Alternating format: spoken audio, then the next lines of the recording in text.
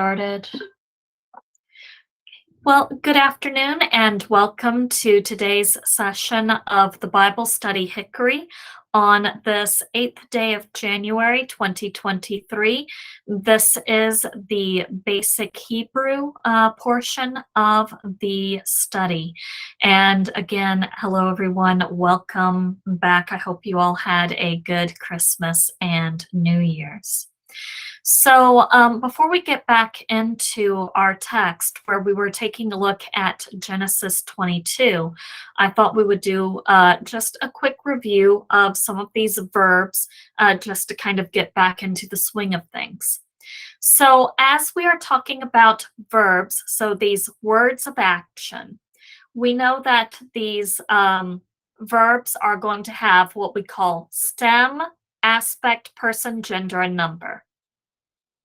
The stem refers, of course, to the type of action.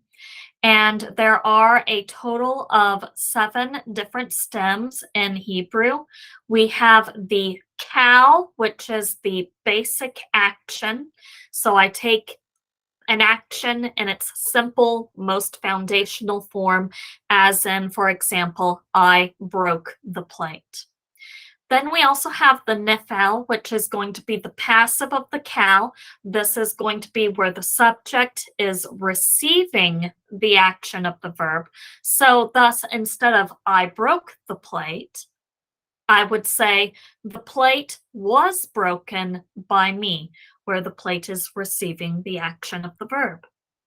Then we also have piel, which is going to be the idea of intensive action, where I take that basic action and I intensify it in some way, either by degree, by repetition, or by causation. So in this instance, I could say, since our basic action is to break, an intensive breaking would be a shattering. So I shattered the plate. Then we also have the pual, which is going to be the passive of the piel, where again, the subject is receiving the action of the verb. So the plate was shattered by me. Hifil, which is going to be causative action. So there is an idea of causation here, where the subject is causing the action. Thus, I caused the plate to break. Hofal is going to be the passive of the hifil. The plate was caused to be broken by me. And then hifpael, which is going to be reflexive action, where the subject is both doing and receiving the action in some way. The plate broke itself. So those are our stems. Then we also have the aspect, which refers to the completeness of the action. In Hebrew, we have 2 different aspects. One we call perfect, which would be completed action, roughly corresponds to the past tense in English. There's a little bit more to it, but that gets us into the ballpark. Then we also have the imperfect, which is incomplete action. So the action has not yet been completed, roughly corresponds to the present and future tense in English. There's a little bit more to it than that, but that gets us into the ballpark for right now. Then we also have the idea of person, which is going to refer to the person of the subject. First person, I. Second person, you. Third person, he, she, it. Gender, this refers to the gender of the word that is serving as the subject. Remember that in Hebrew, nouns have gender, but this is not a reference to biological gender. This is just a reference to the pattern of endings that that noun has a tendency to follow. There are 2 patterns of endings, and for convenience sake, we refer to them as masculine and feminine. Then we also have number, which refers to the number of the subject, singular or plural. And when we're talking about verbs, the plural incorporates both the plural and dual nouns as well. So again, taking a look at those basic forms, remember that in Hebrew, most words are built off of 3 consonants. The X's here stand for those 3 consonants. And then the pointing, that is the vowels that are associated with the verb, will change to let us know the person, gender, and number of the verb. So Cal perfect, third masculine singular, a. And you can see, again, I've got those 3 consonants there, and underneath I have the comates under the first root letter and the pathach underneath the second root letter. So a there. Third feminine singular. Notice the method there holding the syllable open there under the first root letter. And then we also have that vocal schwa there. So second masculine singular. Ata, second feminine singular. At, first common singular. Ati, third common plural. And again, we do have that method there holding the syllable open, followed by that vocal schwa. Second masculine plural, atem, second feminine plural, aten, and first common plural, anu. So these then are the forms, the basic forms of the Cal perfect. And if we were to come back over here to this particular chart, we'll actually be able to see those vowel points as we take a look at them on an actual verb. And you can see for this particular paradigm, for the strong verb, the author has chosen to use the verb katal, which means to kill. So thus, Cal perfect, third masculine singular, katal, and you can hear that pointing there, so katal. Third masculine singular, so the subject would be he. I have the basic idea of kill, and then its perfect aspect, so this is going to be he killed. Third feminine singular, katala, she killed. Second masculine singular, katalta, you killed. Second feminine singular, katalt, you, feminine singular, killed. First common singular, katalti, so I killed. Third common plural, common just means it takes in both genders, masculine and feminine. So it's the same whether the subject is masculine, whether the subject is feminine, it's the same form. So we have then katalu, they killed. Second masculine plural, kataltem, you, masculine plural, killed. Second feminine plural, katalten, you, feminine plural, killed. And then first common plural, katalnu, we killed.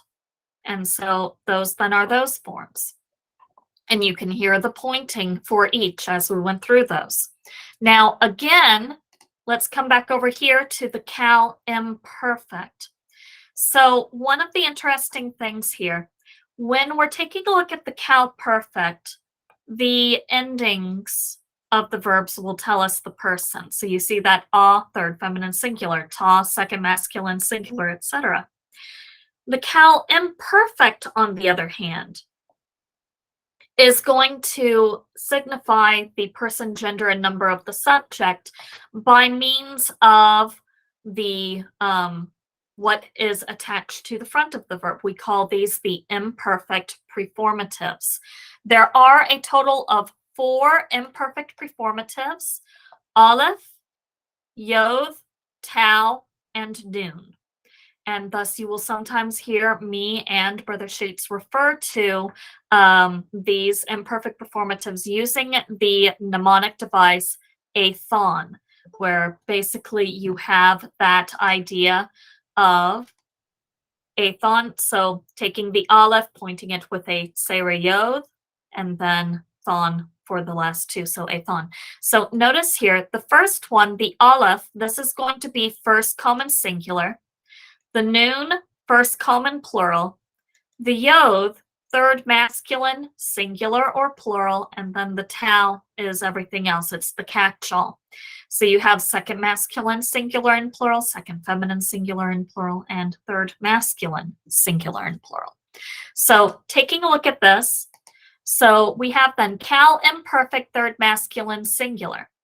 third masculine. So I'm anticipating that the imperfect performative here is going to be the yo, and that is in fact what we have. Y-o. Then we come down to third feminine singular. Let's see.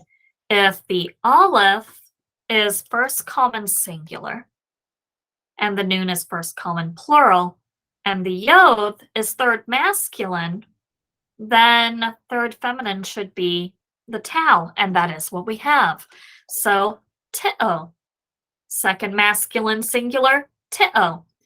Uh-oh, same form as the third feminine singular? That is correct. It is exactly the same form that we had up there. But in a context, it is very easy to tell the difference between she and you. So it makes, in a context, it's very, very clear there is no ambiguity there. Then second feminine singular, we have ti. First common singular, uh-oh. Notice that the aleph here, it's pointed with the segel instead of the heric. The reason for that is it just makes it easier to pronounce the aleph there. Third masculine plural, y-u. Notice here, third masculine singular, y-o. Third masculine plural, y-u. So the third masculine plural, yes, it has the yod just as the third masculine singular does. But at the end, it has the U class of vowel. It has the shurik. And so thus, this is the reason that as we go through the text of Genesis 22, when we hit a verb that is cal imperfect and it has the yod on it, you will hear me say, okay, let's look at the end to see if there is a U class of vowel at the end of the verb. If there is, then we know it's going to be plural. If not, we know it's going to be singular. That U class vowel differentiates the third masculine plural from the third masculine singular form. Then we also have the third feminine plural, teona, second masculine plural, teu, second feminine plural, teona again. In a context, it is easy to tell the third feminine plural from the second feminine plural. And then first common plural, neo. So those are going to be the basic forms. You can see those in action as we come down here to the imperfects. Again, using that same triliteral root that we saw up above with the perfect. So katal, but this time it's going to be in the imperfect. So those forms were ye-o, te-o, te-o, ti, a-o, ye-u, te-ona, ti-u, te-ona, ne-o. And you'll hear those as we go through these forms. So cal imperfect, third masculine singular, yiktol. So that would be he is killing. Tiktol, she is killing. Tiktol, you are killing. Tiktali, you, feminine singular, are killing. Ektol, I am killing. Yiktilu, notice once again, this is the third masculine plural. I have the yod on both the third masculine singular and the third masculine plural, but what makes the difference is that shurik, that U class vowel. So yiktilu, they are killing. Tiktolna, they, feminine plural, are killing. Tiktilu, you are killing. Tiktolna, you, feminine plural, are killing. Niktol, we are killing. So those are the forms. And so with that now, let's come on back into our text with Genesis 22 and go back through this here. And let me just make this a tad bigger. And we had, just as a little bit of context here. So taking a look at Genesis 22. And it came to pass after these things that God did tempt Abraham and said unto him, Abraham. And he said, Behold, here I am. And he said, Take now, and we had talked about that now is not an adverb of time, that is actually a particle of entreaty. We would say, take, please. So take, please, thy son, thine only son, Isaac, whom thou lovest, and get thee into the land of Moriah, and offer him there for a burnt offering upon one of the mountains which I will tell thee of. And Abraham rose up early in the morning and saddled his ass, and took 2 of his young men with him, and Isaac his son, and clave the wood for the burnt offering, and rose up, and went unto the place of which God had told him. Then on the 3rd day Abraham lifted up his eyes, and saw the place afar off. And Abraham said unto his young men, Abide ye here with the ass, and I and the lad will go yonder and worship, and come again to you. And so that is where we are. We were actually here in verse 3 with and rose up. So now, having seen that, let's come back to our Hebrew text. And so here we are then with the Hebrew text. And we are right here where I've got my star. And so this word right here. So we have vayakum. Notice on the front of this, I have wow with a pathak followed by a dagesh forte. This is, of course, what we call the wow consecutive. Remember in Hebrew that there are 2 different conjunctions formed off of the wow. One of which we call the wow conjunctive, and you can see it's the wow pointed with the simple vocal schwa. This one just indicates that 2 things are being joined together. And as a result, it can occur on any part of speech. The wow consecutive, on the other hand, only occurs on verbs. And this indicates not only junction, but it also indicates sequence.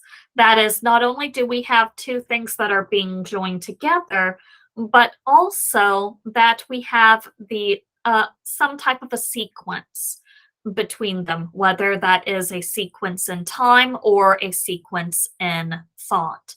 And thus, we have here then, notice the form, wow with the pathak, followed by a dagesh forte. And this is the form that the wow consecutive takes on an imperfect. And what it will do is it will actually flip the aspect of the verb, making the imperfect verb perfect. And so that then is what we have here. So wow with the pathak, followed by our dagesh forte. And so as a result, then we know that that is in fact going to be our wow consecutive, indicating some sort of a sequence and joining it as well back up to the verb that, joining it back to the verb that came before it. And ultimately as well, this one would also be joined back to that verb there, back to that verb, and all the way back up to the beginning of our passage. Now, another thing to note here as well, wow with the pathak followed by a dagesh forte, the dagesh forte of the wow consecutive is going to be inside of the imperfect performative of the verb. So my imperfect performative here then is the yod. Let's see, what were those imperfect performatives again? Let's see. Oh, that's right. Aleph, yod, tau, and noon, where the aleph indicates first common singular, the noon indicates first common plural, the yod indicates third masculine singular in plural, and the tau indicates everything else, which would be second masculine singular in plural, second feminine singular in plural, and third masculine singular in plural. Third feminine singular in plural. And so we are then dealing with our yod here, third masculine singular and plural, and we had indicated that the way that we can tell the difference between the third masculine singular and the third masculine plural is the U class vowel at the end. I don't have a U class vowel here at the end. That lets me know this is third masculine singular. So I'm going to use the subject he. So the wow consecutive I translate as then. The yod here he, and then the verb here is what remains, the kof and the mem. Now I know what you're thinking. You're thinking, Sister Miller, you just said that most Hebrew words are built off of 3 letters. Where's the third letter for our verb? I'm so glad you asked that question. There is, in fact, a third letter here, but the third letter is what we call in Hebrew a weak consonant. This particular verb here is, in fact, actually, I'm just going to write it out here. So,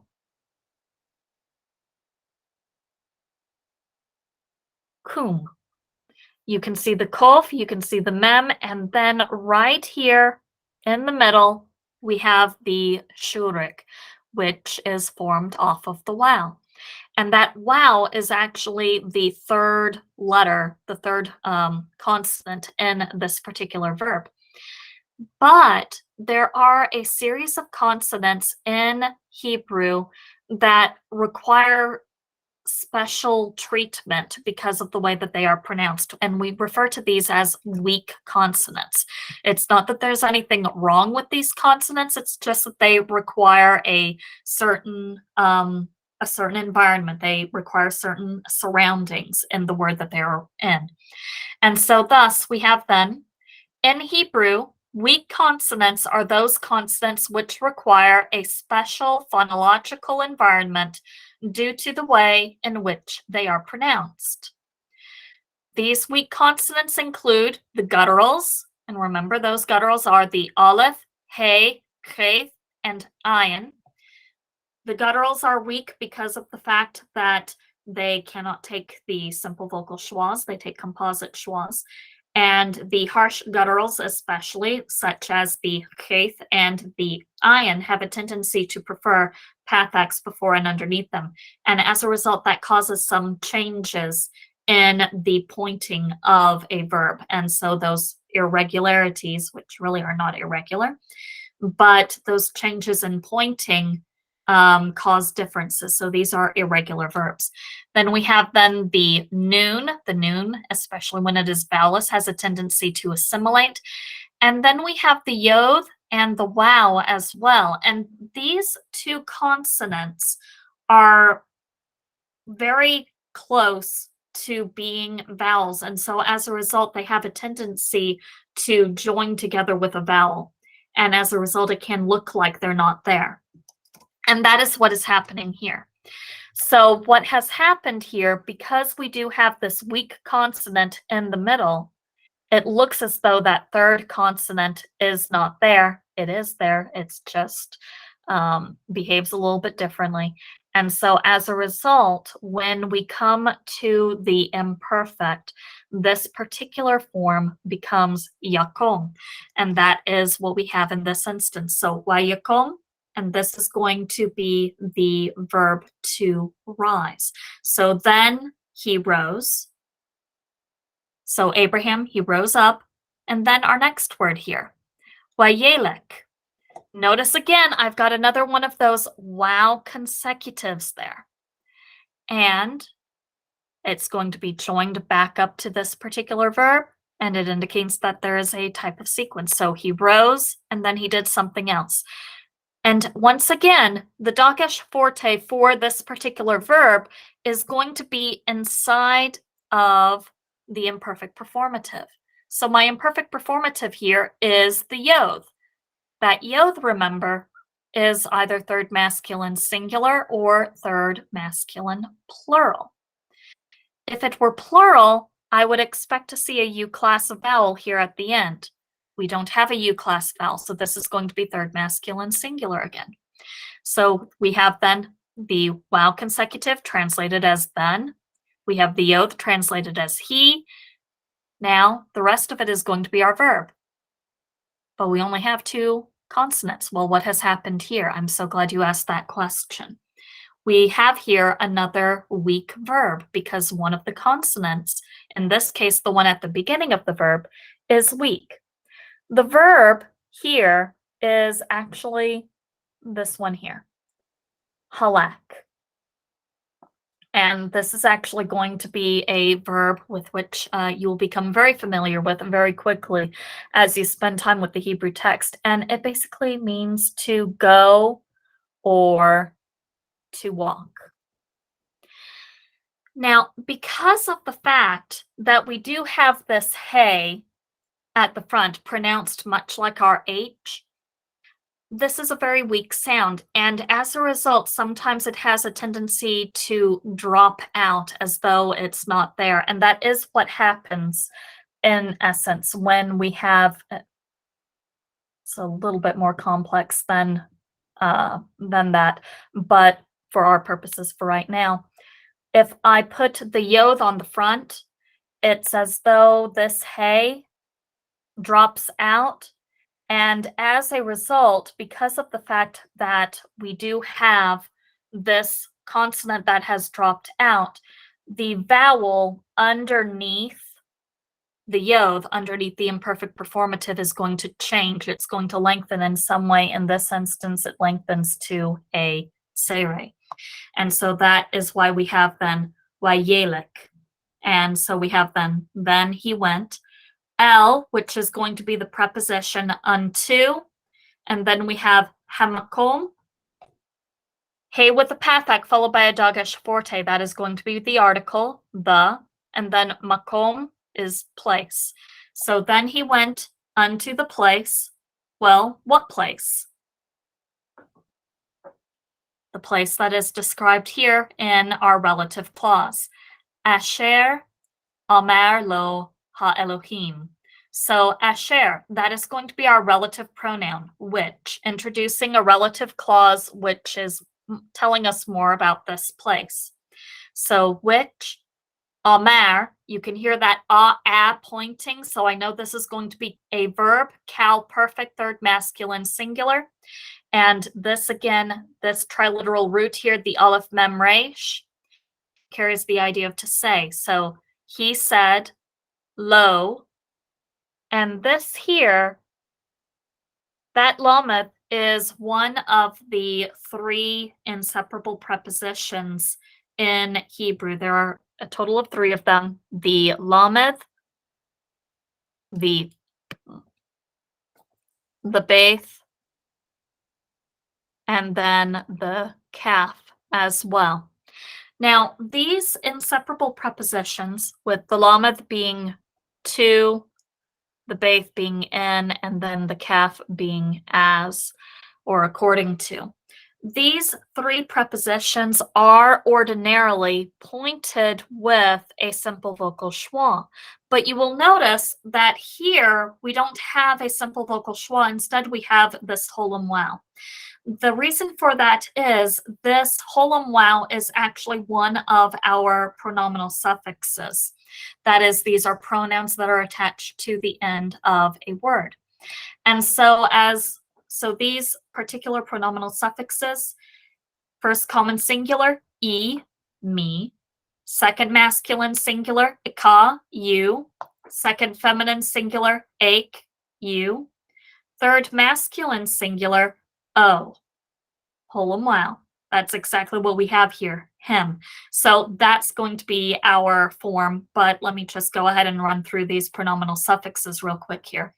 So third feminine singular, ah.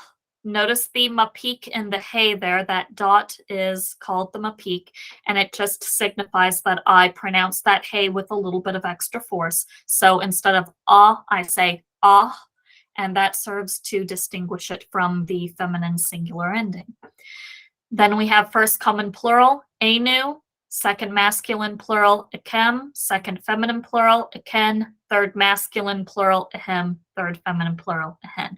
So our word is the lamed plus the third masculine singular pronominal suffix. So the lamed I'm going to translate as to, and then the holem wow, that's him. So to him. And then we have ha-Elohim. Notice here as well, you can very clearly see the word Elohim here for God. And then here is the hey with the pathak followed by a dagesh forte, which is our article. And you're thinking, I don't see the dagesh forte. Well, the dagesh forte was there, but it's in the guttural, the Aleph. So our gutturals are Aleph, Hey, Chet, Ayin. Gutturals cannot be doubled, so they cannot take the Dagesh forte. So the guttural rejected the Dagesh forte and the preceding vowel lengthened to the comates. So thus we do in fact have then the article on the word Elohim, God, and this then serves as the subject of Amar. So then he, that is Abraham, went unto the place. What place? The place which the God said to him. And then we come on down as well here to our next verse. And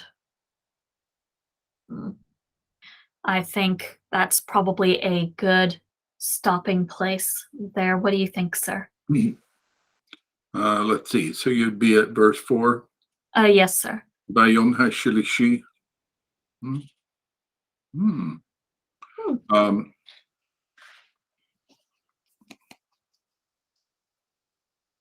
What you might do is you might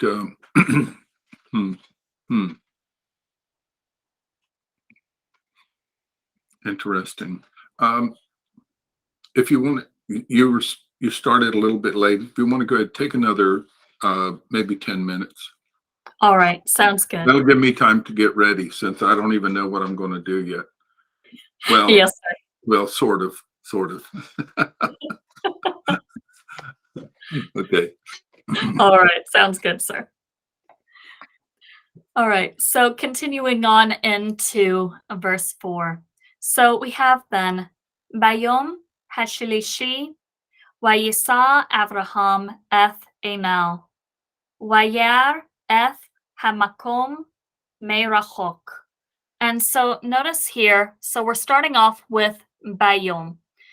Remember those three inseparable prepositions that we were talking about? The lamed, the beith, and the kaf? Well, you can see the beith right there. So here we have then the beith, which is going to be my inseparable preposition in. But then we also have, we had indicated that the inseparable prepositions such as the lamed, the beith, and the kaf are normally pointed with a simple vocal schwa. But in this instance, you can see that the beith is not pointed with a simple vocal schwa. It is rather pointed with a pathak followed by a dagesh forte.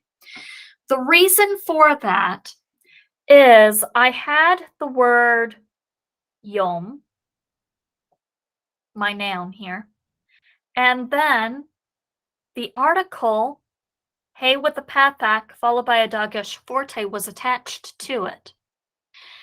And then I'm going to put the beith preposition onto it.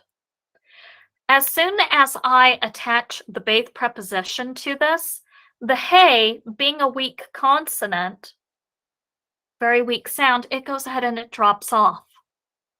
And so now that the hey has dropped off, it's pointing its vowel, the pathak here, it's an orphan, and it has no consonant. So the beith, the preposition, adopts the pointing of the article.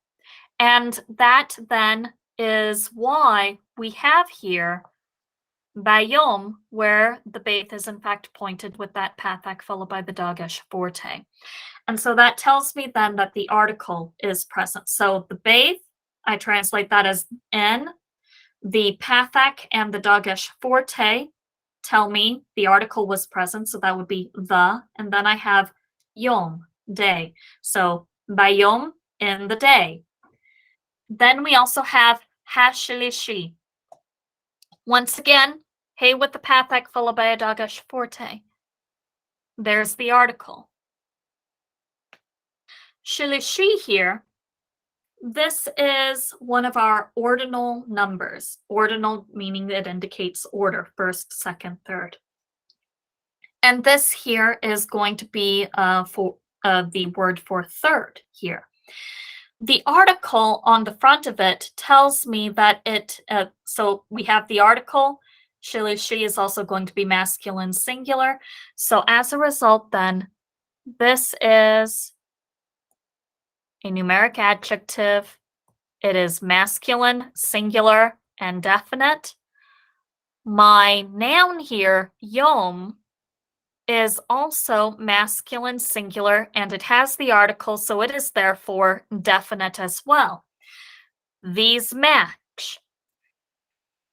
So the gender, number, and definiteness of my adjective and of my noun match, and that tells me that these two go together. So this word then, hashilishi, this is in fact modifying yom. So what day? The third day. So in the day, the third one, or in the third day, we might say. Then we come on down, wayisa. Notice again, wow with the pathak followed by a dagesh forte. There's my wow consecutive there. And what would it be joining back up to? Well, it's actually joining back up to an understood verb here. How do I know there's an understood verb? Because of the fact that I have a prepositional phrase. Prepositional phrases are adverbial, meaning that they modify verbs. So as a result, then, that tells me that there has to be some sort of an understood verb here in this first line of verse 4. And the most commonly understood verb is a verb of existence. So literally then, in the third day existed, and then following that existence, Abraham lifts up the eyes of him. So we have then wayisa, there's that wow consecutive. And remember what we said, for the wow consecutive on an imperfect, the dagesh forte is going to go inside of the imperfect performative, which would be the yod here. That yod is going to be either third masculine singular or third masculine plural. If it's third masculine plural, there's going to be a U-class vowel here at the end. We don't have a U-class vowel, so this is third masculine singular. So then he, and then the rest of it is our verb, saw. And you're thinking, wait a moment here. Most Hebrew words are built off of 3 letters. That's right. Notice this dagesh forte there inside of the scene. That lets me know that a noon has assimilated. That is, it has dropped out, if you will.